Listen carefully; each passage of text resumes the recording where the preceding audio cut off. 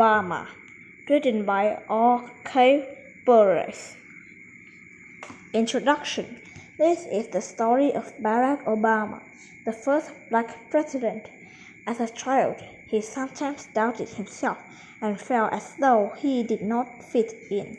Learning about other black people who struggled in the community inspired Barack to help people and make the world a better place. Barack evolved in a passion to change the practices that had made him feel like an outsider. Barack's devotions to wanting to improve the world led him onto the path to become the 44th President of the United States of America. Growing up, Barack Obama Jr., called Barry during his childhood, was born in 1961 in Hawaii. His mother, Aunt Durham, was from the state of Kansas. His father, Barack Obama Sr., was from the country of Kenya in Eastern Africa. His parents met and married while they were students at the University of Hawaii, and marriage did not last. By the time Barry turned 4, his parents had to divorce. His father had moved back to Kenya. Barry's mother married a man from Indonesia, an island nation in Southeast Asia. When Barry was sick, the family left Hawaii and moved to Indonesia, where his half-sister was born. Barry attended school in Indonesia for 4 years. He learned the language and the custom of his new country. He also saw what life was like for people in low-income areas. Many Indonesian families struggled each day just to have enough food to eat. Barry sometimes felt strange being so far from Hawaii.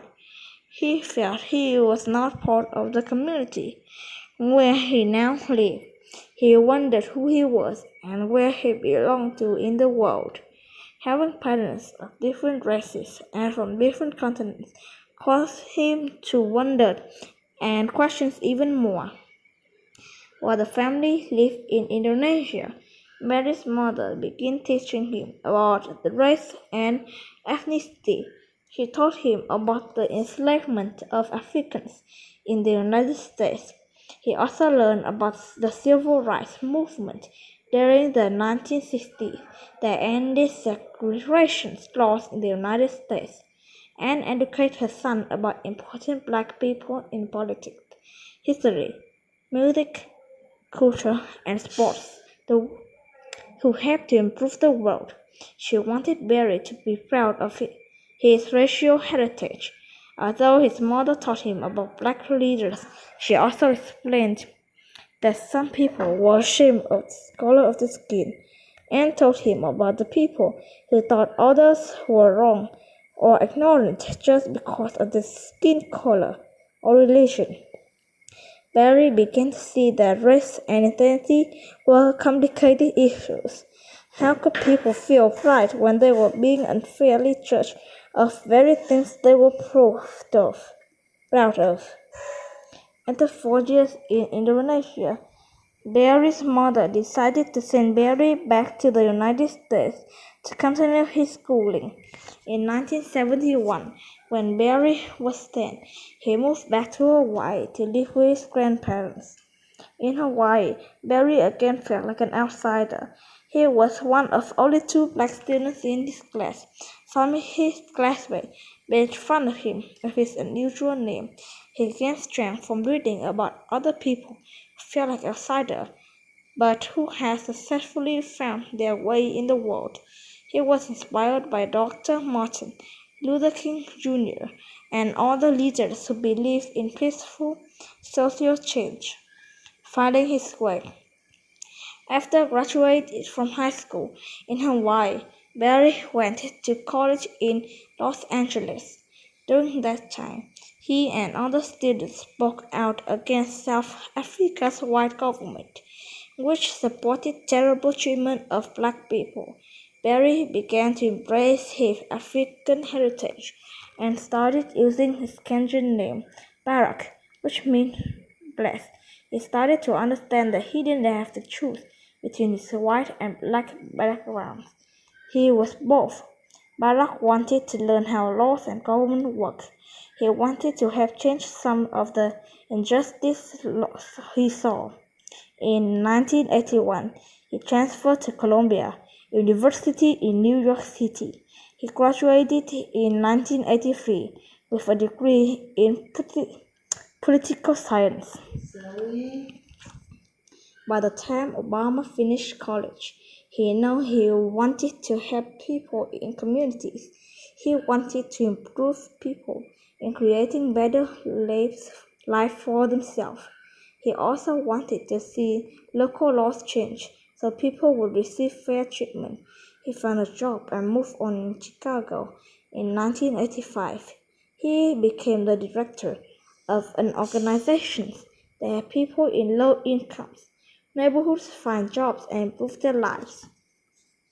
Barack helped set up a job training program for black people who had lost their jobs when factories closed.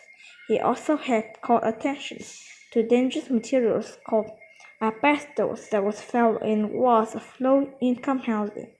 His organizations started a touring program to have young people who wanted to go to college. Obama also managed a program to sign up new voters. He encouraged people to get involved in politics so that fairer laws could be passed. Obama works in Chicago, fed his passions for helping people living in low-income areas. But through his work, he saw that to make lasting changes, he would need to learn how to change laws. He believed that changing unfair laws, communities could improve the lives of their people. Obama entered Harvard Law School near Boston in 1888. He became the first black person to be in charge of a respected magazine called the Harvard Law Review. He earned a law degree in 1991 and graduated with honors.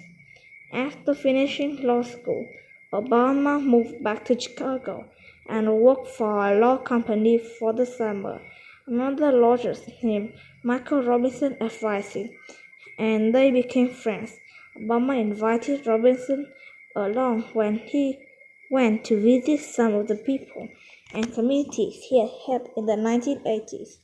Robinson was deeply moved by Obama's vision of a better world. She saw how much the people and he had worked with respected him. They married in 1992. Becoming a politician, Obama had become a lawyer to help people, but soon he saw that helping people as a lawyer was a very slow process. He decided that entering politics and changing laws could be an even faster way to help. In 1996, he ran for and won a seat in the Illinois State Senate. As a state senator, he had changed laws so working families with low income could pay lower taxes. He also had changed laws so children would have better education and health care. Barack Obama ran for the United Senate in 2004. He was asked to speak at an important meeting of the Democratic Party. He gave a hopeful speech about all the Americans working together to help the United States become an even greater country. The speech was a big success, and Obama was inspired many people. He easily won a seat in the U.S. Senate later that year. Because of that speech, many people encouraged Obama to run for president, the biggest job in the United States, in 2008. Obama had to be convinced that being president was the best thing for him and his family. He thought that he did not have enough experience as an U.S. Senator. Obama also knew that because he was black, running for president could be dangerous. He knew that just running for president could change his and his family's lives forever. He could no longer take a walk or get his hair cut without drawing a crowd. While he thought about whether or not to run for president, Obama's reputation grew. The two books he had written inspired many people to write to him and encourage him. He continued to give speeches and talk to people. Many more people became inspired by his work, his clear thinking, his respect for all people, and his belief in peaceful solutions to big problems. Conclusion. In November of 2008, Barack Obama was elected the 44th President of the United States and became the first black president in the history of the country. He, his wife Michelle, and two of the young daughters moved into the White House in Washington, D.C., and he began his job as president on 2009.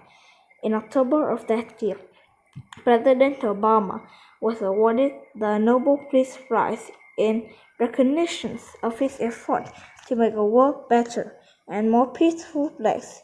In 2012, Obama was re-elected for a second term as a president. In the nation's leading role, Obama enacted many changes to help Americans and people worldwide. Among his important acts were helping millions of Americans get affordable health care and making strides toward peace with other countries. Barack Obama's legacy as the first black president will inspire future leaders for generations to come. Good job.